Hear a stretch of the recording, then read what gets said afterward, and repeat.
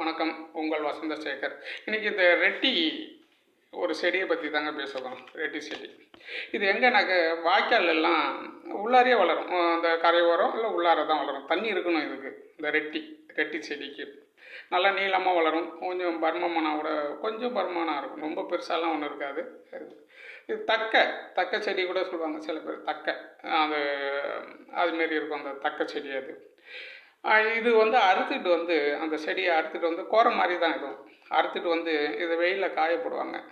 காய போட்டு துண்டு துண்டாக கட் பண்ணி அது நடுப்புற இயற்கையிலே நடுப்புற ஓட்டையாக இருக்கும். சணல்லையோ இல்லை ஒயர்லேயோ உள்ளே அழகான மாலைகள்லாம் செய்வாங்க. நல்லா கலராக அந்த தக்கைக்கு மேலெல்லாம் சீவிட்டு வெள்ளையாக இருக்கும். அது தக்கை வெள்ளையாக இருக்கும். அது மிதக்கும். நீரெல்லாம் போட்டால் மிதக்கும். அது அது உள்ளாரெல்லாம் போகாது.